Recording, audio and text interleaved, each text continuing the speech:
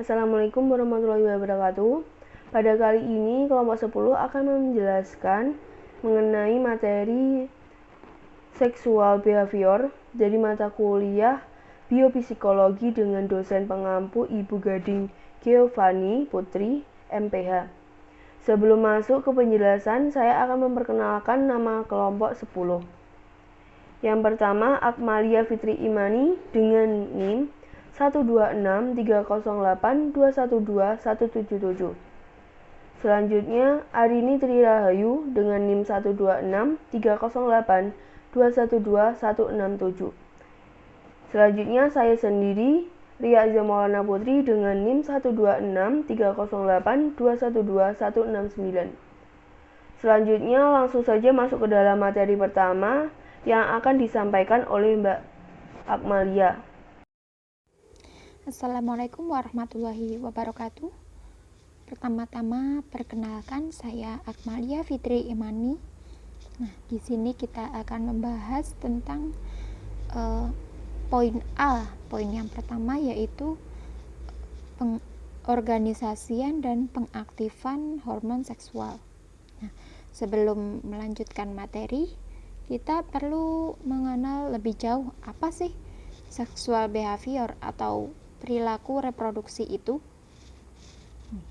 Menurut Sarwono, perilaku seksual atau sexual behavior ini merupakan segala perilaku yang dipicu oleh hasrat seksual yang dilakukan antara dua orang yang berlawanan jenis maupun sesama jenis. Nah, kalau perilaku seksual pranikah memiliki beberapa bentuk yang diawali dengan rasa ketertarikan, lalu hingga kemudian tingkah laku pacaran, lalu bercumbu dan dilanjutkan ke tahap yang lebih serius.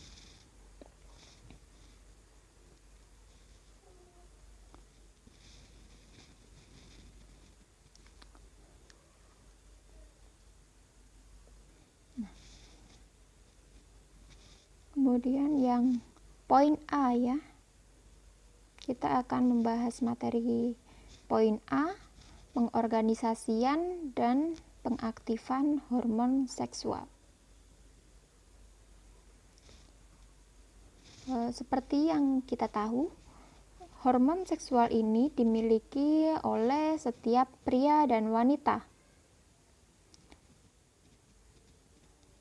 Maka dari itu, perlulah kita mencari tahu apa saja sih hormon yang ada pada pria dan wanita ini. Nah, yang pertama, hormon seksual pada pria. Ada beberapa hormon yang dimiliki oleh pria dan mempengaruhi perilaku reproduksi pada pria. Di antaranya adalah yang pertama, hormon GnRH atau gonadotropin releasing hormone. Hormon ini disekresikan oleh hipotalamus yang ada di otak. Fungsinya untuk mendorong hipofisis anterior untuk menyekresikan hormon FSH dan LH. Nah, yang kedua, hormon LH atau luteinizing hormone. Hormon ini berfungsi untuk menstimulasi hormon testosteron oleh sel Leydig yang ada di testis. Kemudian, hormon FSH atau follicle stimulating hormone. Hormon FSH ini berfungsi untuk menstimulasi aktivasi sel Sertoli sehingga dapat memfasilitasi spermatogenesis, yaitu dengan memberi nutrisi pada sel germinal spermatozoa. Lalu yang keempat, hormon testosteron, hormon yang khas dimiliki oleh para pria ya. Hormon ini memiliki dua fungsi utama, yaitu sebagai pembentuk sel sperma dan sebagai determinasi seksual. Nah, sebagai pembentuk sel sperma, hormon testosteron ini memiliki 3 tugas, yaitu yang pertama, testosteron ini dapat menstimulasi pematangan fungsi organ reproduksi pria dan mendorong terjadinya perkembangan sekunder pada remaja pria. Lalu yang kedua, testosteron dapat mendorong perkembangan embrio menjadi testis, yang mana hal ini terjadi ketika masih dalam kandungan. Kemudian yang ketiga, hormon testosteron ini juga memiliki fungsi untuk memfasilitasi spermatogenesis. Nah, lalu dilanjutkan dengan hormon yang kelima, yaitu hormon inhibin. Nah, hormon ini disekresikan oleh sel Sertoli. Tugasnya untuk menekan hipofisis anterior agar menurunkan reproduksi, agar menurunkan produksi FSH ketika jumlah sel sperma itu dirasa sudah cukup, supaya sel sperma yang disimpan itu tidak terlalu banyak.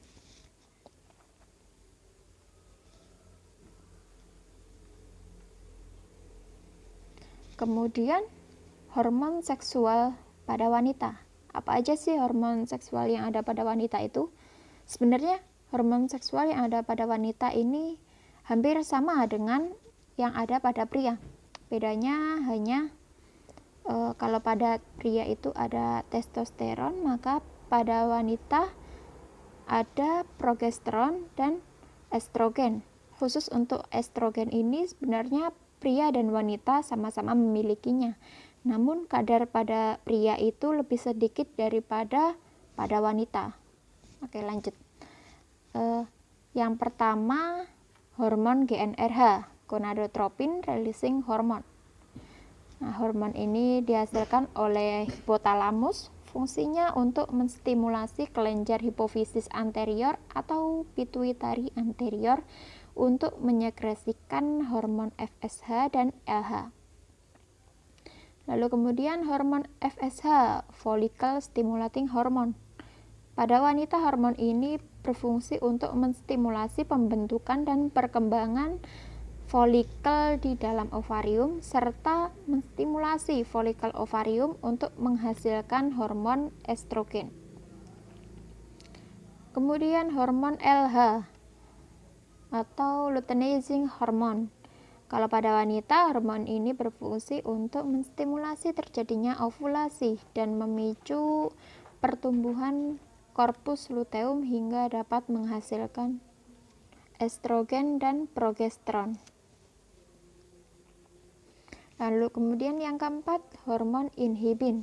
Kalau pada wanita, hormon ini disekresikan oleh korpus luteum yang ada di ovarium setelah terjadi ovulasi. Fungsinya sebagai penghambat produksi FSH dan menurunkan LH ke level yang lebih rendah. Kemudian hormon estrogen. Hormon ini memiliki 3 fungsi utama, yaitu untuk menstimulasi ciri seks sekunder pada wanita. Yang kedua, mempengaruhi pertumbuhan dan perkembangan organ reproduksi wanita, kelenjar mamai, sekresi cairan di serviks jika terjadi kehamilan, serta dalam proses kelahiran. Lalu fungsi yang ketiga adalah sebagai pemicu penebalan endometrium bersamaan dengan progesteron pada siklus uterus. Lalu hormon yang keenam adalah hormon progesteron yang berfungsi untuk merangsang pertumbuhan endometrium di rahim untuk mempersiapkan inflamasi, serta untuk menghambat kontraksi uterus dan meningkatkan viskositas mukus pada serviks atau leher rahim. Regulasi hormon reproduksi pada manusia. Regulasi pada hormon reproduksi pada manusia ini terjadi pada laki-laki dan perempuan. Untuk melakukan regulasi hormon reproduksi pada manusia dibutuhkan 3 organ, yaitu hipotalamus, hipofisis, lalu ovarium untuk perempuan, dan testis untuk laki-laki. Yang pertama kita bahas adalah regulasi sistem hormon pada sistem reproduksi wanita ya. Contoh regulasi hormon pada sistem reproduksi wanita adalah terjadinya menstruasi, kehamilan, menopause, dan lain-lain. Regulasi hormon pada sistem reproduksi wanita ini diawali dengan ovarium yang akan memberi sinyal sebelum melakukan oogenesis melalui neuron sensoris kepada hipotalamus. Setelah itu hipotalamus akan mengeluarkan GnRH yang akan memberi sinyal kepada hipofisis untuk mengeluarkan hormon FSH yang berfungsi dalam proses oogenesis. Oogenesis atau pembentukan sel telur ini diawali dengan oogonium yang akan berubah menjadi oosit primer. Oosit primer berubah menjadi oosit sekunder, lalu oosit primer yang ada pada folikel sekunder, sedangkan oosit sekunder ada pada folikel de Graaff. Folikel de Graaff akan menghasilkan hormon estrogen yang kemudian memberi sinyal pada hipotalamus. Selanjutnya, hipotalamus akan mengeluarkan GnRH kembali dan sinyal akan ditangkap oleh hipofisis. Kemudian hipofisis akan mengeluarkan hormon LH yang berfungsi untuk ovulasi pada folikel de Graaff, sehingga sel telur itu keluar dari folikel de Graaff. Akhir dari proses itu, maka dikeluarkanlah oosit sekunder dan corpus luteum. Corpus luteum akan menghasilkan hormon progesteron, sedangkan oosit sekunder akan mengalami proses selanjutnya ketika sudah bertemu dengan spermatozoa. Setelah hormon progesteron dihasilkan, maka progesteron akan memberi sinyal negatif pada hipotalamus dan hipofisis supaya tidak menghasilkan hormon FSH dan LH lagi, supaya menghentikan produksi FSH dan LH lagi.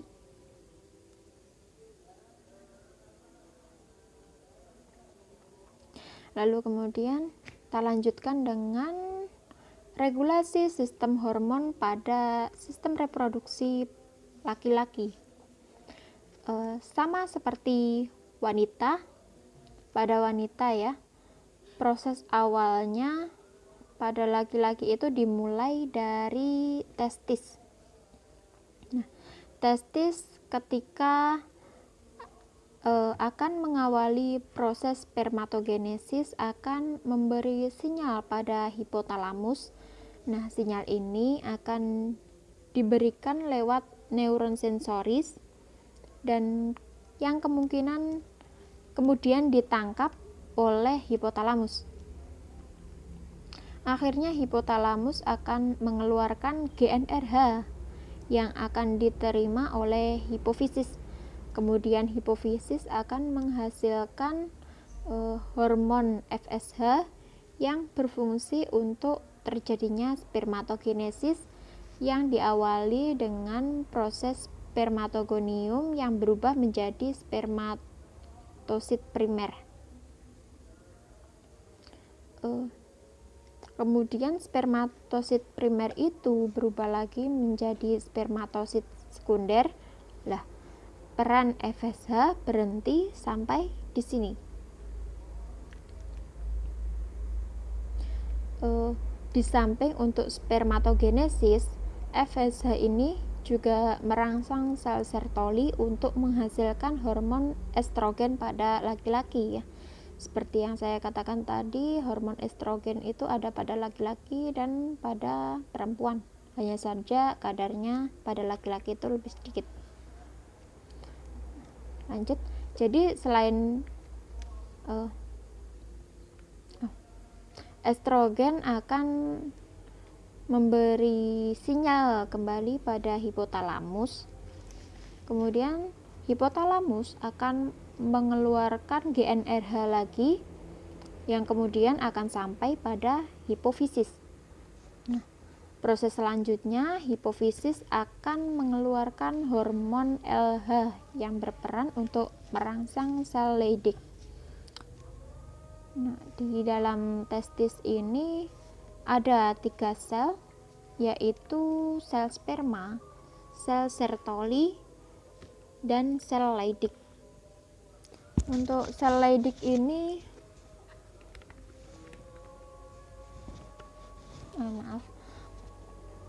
Untuk sel Leydig ini berfungsi untuk menghasilkan hormon testosteron yang hormon ini berikatan dengan ABP atau androgen binding protein. Keduanya saling bekerja sama untuk melanjutkan proses selanjutnya di mana spermatosit sekunder akan berubah menjadi spermatid, lalu berubah lagi menjadi spermatozoa atau sperma yang sudah matang.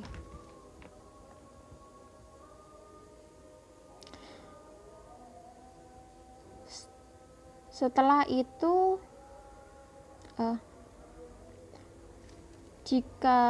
jika ovulasi terjadi pada oosit sekunder,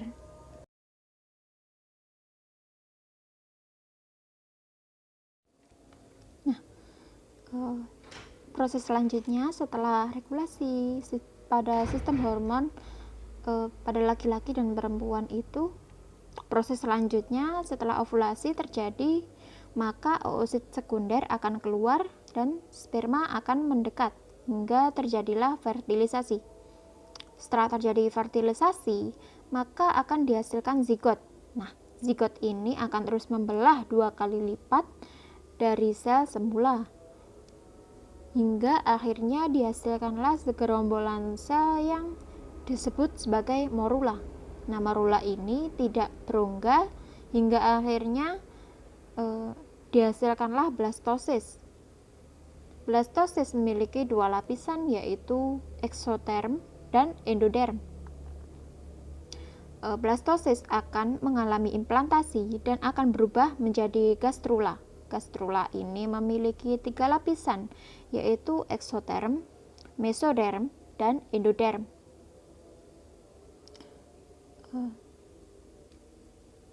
Setelah itu, tahap selanjutnya adalah terdiferensiasinya dan terspesialisasinya sel. Pada saat itu, maka jadilah fetus yang mengalami perkembangan selanjutnya hingga akhirnya dihasilkan janin seiring perkembangannya selama 9 bulan dalam kandungan. Materi selanjutnya akan saya bawakan sendiri. Baik, di sini saya akan menyampaikan mengenai materi perilaku orang tua dan motivasi reproduksi. Pertama-tama saya menyampaikan mengenai perilaku orang tua. Perilaku orang tua itu tergantung pada hormonnya, meskipun hormon itu sendiri tidak berperan penting dalam perilaku mereka. Namun yang berperan penting dalam perilaku orang tua adalah pengalaman daripada hormon itu sendiri. Contohnya, perilaku wanita akan berubah ketika akan menjadi seorang ibu, dikarenakan meningkatnya sekresi oksitosin dan prolaktin untuk memproduksi ASI, serta makan makanan yang lebih banyak dari biasanya. Selain mengeluarkan hormon, wanita juga mengubah pola reseptornya. Di akhir kehamilan, sensitivitas estradiol pada area otak termasuk daerah preoptik medial, preoptik anterior, atau POH atau AH yang berfungsi untuk mengatur suhu rasa haus dan perilaku seksual, dan nucleus accumbens berperan dalam memberi makanan. Hormon lainnya yaitu vasopresin yang penting untuk perilaku sosial pada banyak spesies. Contohnya pada laki-laki. Ketika hormon vasopresinnya tinggi, mereka akan menunjukkan tingkat kesetiaan dan seksualitasnya juga tinggi pada pasangannya. Begitupun sebaliknya, ketika hormon ini rendah, maka para lelaki cenderung tidak menikah. Sedangkan jika pada perempuan yang memiliki hormon vasopresin yang rendah, mereka akan tidak begitu memperhatikan anaknya. Kedua adalah mengenai motivasi reproduksi. Teori evolusi terkenal dengan tokohnya bernama Charles Darwin. Dia mengemukakan bahwa individu pasti dibantu gennya untuk bertahan hidup dan menghasilkan keturunan. Karena itu, generasi berikutnya otomatis pasti mirip dengan generasi sebelumnya. Selain itu, pemikiran beliau yang menuai banyak kontra mengenai seleksi seksual. Di sini, gen yang membuat seseorang itu menjadi lebih menarik bagi lawan jenis dan perbedaan antara perempuan dan laki-laki mungkin juga merupakan hasil seleksi seksual itu sendiri. Baik, materi selanjutnya akan disampaikan oleh Mbak Arini. Mbak Arini, dipersilahkan. Baik, saya akan mempresentasikan mengenai identitas gender dan perilaku yang dibedakan berdasarkan gender. Identitas gender adalah apa yang kita anggap sebagai diri sendiri, sedangkan jenis kelamin merupakan perbedaan biologis menurut kelamin individu. Identitas gender dapat dipengaruhi oleh 1. Cara pengasuhan, 2. Faktor biologi, 3. Hormon prenatal. Seorang laki-laki yang memiliki testosteron yang rendah atau mengalami mutasi pada reseptor testosteron akan mengembangkan penampilan perempuan atau intermediate. Orang dengan perkembangan seksual intermediate atau ambigu dinamakan intersex. Selanjutnya, ketertarikan dan preferensi anak perempuan penderita CAH. Individu dengan gen perempuan dan menderita CAH atau kondisi serupa seringkali dibesarkan sebagai anak perempuan. Akan tetapi, otak mereka telah terpapar kadar testosteron lebih tinggi selama periode prenatal dan postnatal daripada anak perempuan lainnya. Sebagai contoh, dibandingkan dengan remaja putri normal, remaja putri penderita CAH lebih banyak membaca majalah olahraga daripada majalah remaja perempuan dan majalah glamour. 2. Feminisasi testikular. Beberapa individu tertentu yang memiliki kromosom XY memiliki tampilan kelamin wanita. Kondisi ini dikenal dengan ketidaksensitifan androgen atau feminisasi testikular. Individu tersebut menghasilkan androgen dalam kadar yang normal, akan tetapi mereka kekurangan reseptor androgen yang berfungsi untuk mengaktifasi gen di dalam inti sel. Kondisi tersebut berlangsung dengan tingkat yang bervariasi, sehingga kisaran efek anatominya mulai dari ukuran penis yang lebih kecil dari rata-rata sehingga tampilan kelamin yang menyerupai wanita normal. Pada beberapa kasus, tidak ada orang yang menduga bahwa individu tersebut mengalami feminisasi testikular. Meskipun payudaranya berkembang dan pinggulnya melebar, tidak terjadi menstruasi. Hal tersebut terjadi karena di dalam tubuhnya terdapat sepasang testis daripada ovarium dan sebuah uterus. Rambut kemaluan pun jarang karena pada wanita dan pria hal tersebut bergantung pada androgen. Dan pembahasan kita yang terakhir adalah orientasi seksual. Peneliti telah mengidentifikasikan beberapa faktor yang mempengaruhi dalam genetik dan lingkungan sebelum lahir bagi pria homoseksual.